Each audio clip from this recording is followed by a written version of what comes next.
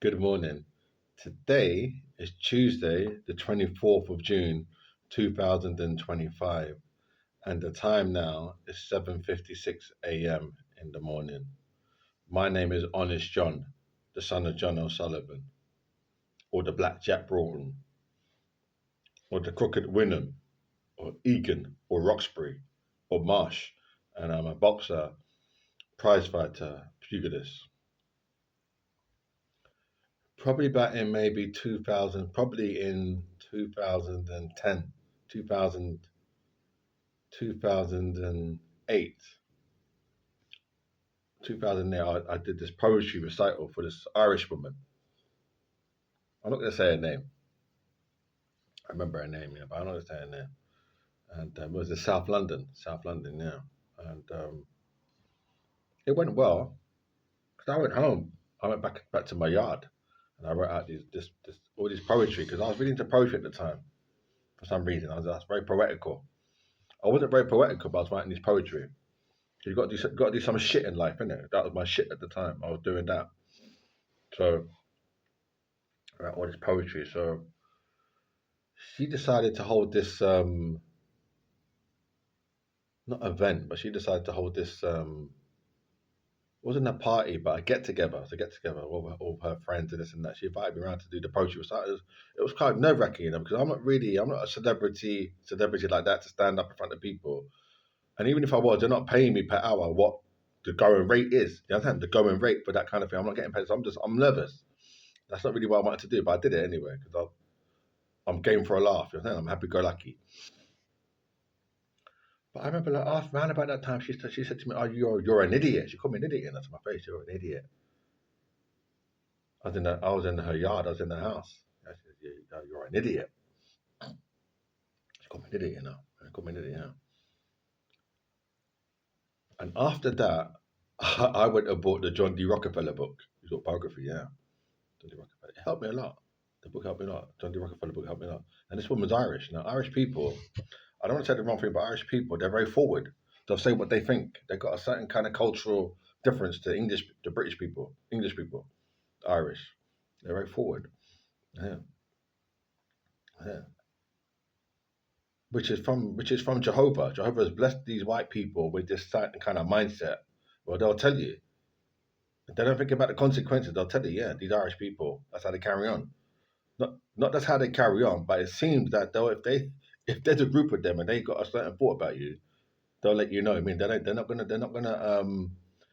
hold back. They'll let you know. If you're an island or they're on their patch or their turf, and they think of you, they're gonna let you know what they think. That's it. It seems they are. I'm going there soon. I'm going Northern Ireland soon, so I'll know for sure when I get there. Anyway, but it's no biggie because what goes up must come down. That's all it is. That's what goes up must fucking come down. It's no biggie. No one's eternal. No one is eternal. Nothing stays. Nothing is permanent. You understand? Nothing is permanent. So don't think that this and that 2025 forever. No, there's no forever. There is no forever because our ancestors in the past thought that now is forever. But it's not forever, is it? Like 2020, they thought they thought 1325. You know, like the century 1325 was forever. Like 2025, but it's not. We're in that forever now. Like their projection, we're there. So it's not forever. We're here now. Did that make sense to you? I'll say that again. Those people in that say that the year, the century, 1325, that they were alive. I mean, how long ago that was? They must have thought, 2025 is like that's forever, like forever, ever, amen. But we're here now, so it's not forever, is it? We're in it. Does that make sense to you? So nothing is permanent. And you might not understand that anyway. What I'm saying to you is, so she called me an idiot now. So I'm right deep because my flexion, I've got many flexes now. Flex, what I mean by flex is a slang I made up. Because I've got so many different um, points of view, or um, so many different points of view, or philosophies, or ways to ways to carry myself, or flex is like it's a lovely word that I made up. Flex, like I do flex, it's like different kind of ways of being, Yeah.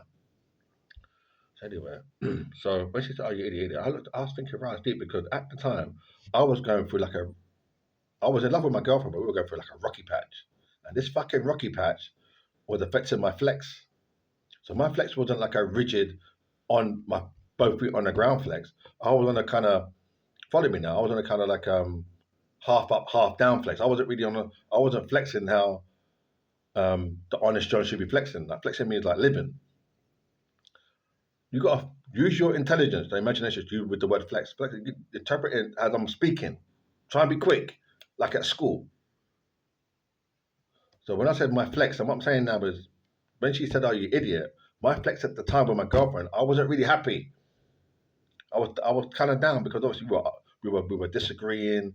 We weren't seeing eye to eye. She had one view, I had another view, I had another view. So when I spoke to this woman, that's Irish woman, I wasn't really in the mood to be sitting there anyway. I'd rather be in my yard having my rice and peas and this and that, rather than going there because that's not really me.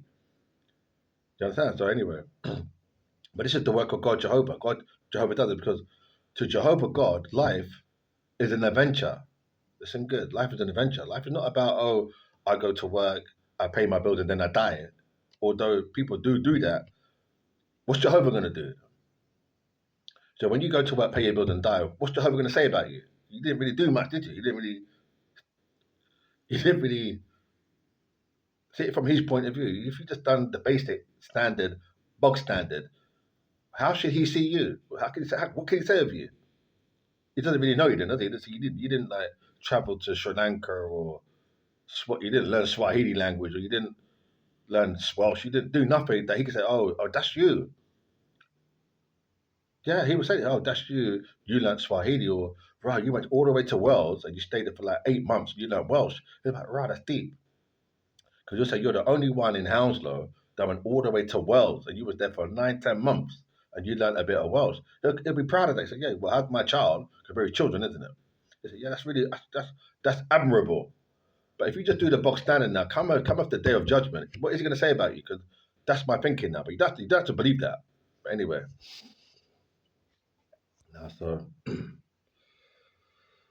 so anyway, she said, "Oh, you idiot!" I thought that's deep because my flex at the time, I wasn't really happy. I wasn't happy now, not in a relationship now. But it was kind of working, but it wasn't working. Listen, good, it was working, but it wasn't really fucking working. So I wasn't really there for when she said that. Now I thought right deep because basically there are people. I'm not saying her. There are people. They I want to treat them as carefully with this one. There's people they look for holes in people, look for weaknesses. You know what I'm saying? It's like I could do that. Like when I watch England play football, or you hear about these British dart players, and you hear about tennis players. These British tennis players. I ain't gonna say the name. I mean, how they get to the quarterfinal, I could be like, "Wow, well, I could pick holes in them." Like I hear about how the the um the news report is talking about. I could say, I can listen for the little nuances in the way they say the words and that. I could say, "Wow, he's not going to win." I can think that one. He's not going to win that. He's not going to win that final. From the way it's being reported, I could be like, he's not going to win. He doesn't have that kind of confidence. I can think that in my mind, my subconscious mind. But now he's going to fucking lose. Now, if I think he's going to fucking lose in the spiritual world of God Jehovah, he might lose. Do you understand? So what I'm saying, I don't look at the weaknesses. I look at the overall. I say, well, if he's got thus far, if he's got thus far to get to the final, he must have some kind of pedigree, isn't it? That's how I could think on the flip side of the coin, which I normally tend to do. I could say, well, for him to get all that way, isn't it? It's not jammy. Because in that primary school, we say, oh, he scored a goal, it's jammy.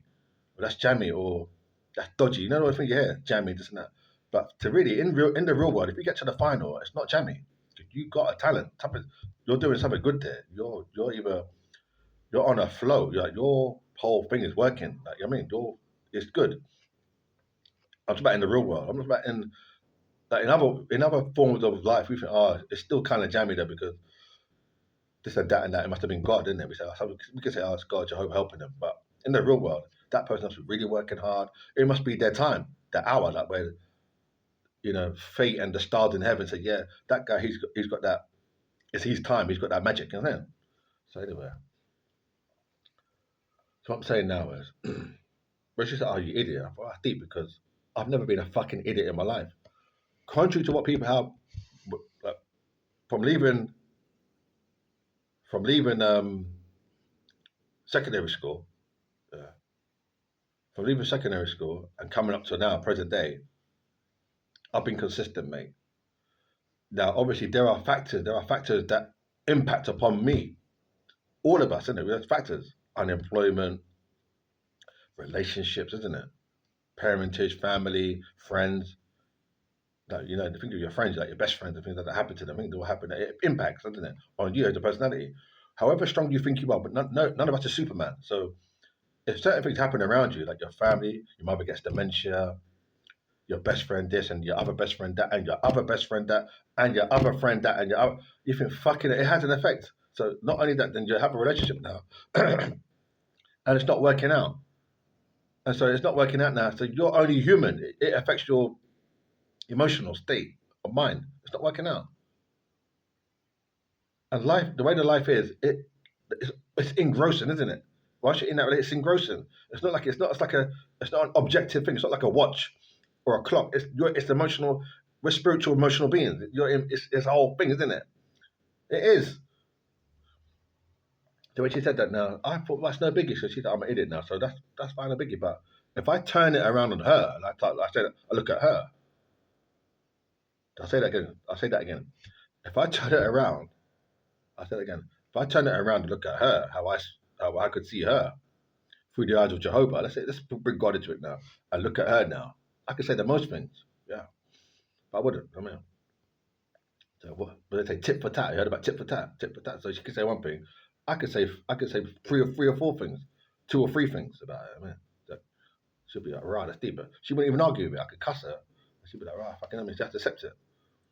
So what's good for the goose is good for the gander. What that means is what you can say in God's world, I can say about you too, because no one's perfect. We believe that only God is perfect, innit? Some of us believe that only God is without sin.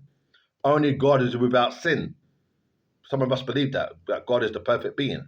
So you may think, yeah, this and that, I'm a multi-millionaire, and this and that, I've got assets, and I've got a bank account. But through God's side, you, as He sees you, do you understand? So you don't think that you can, because you got £1,000 in your bank account and this and that and that. Through God's side, He might think you're a fucking coup.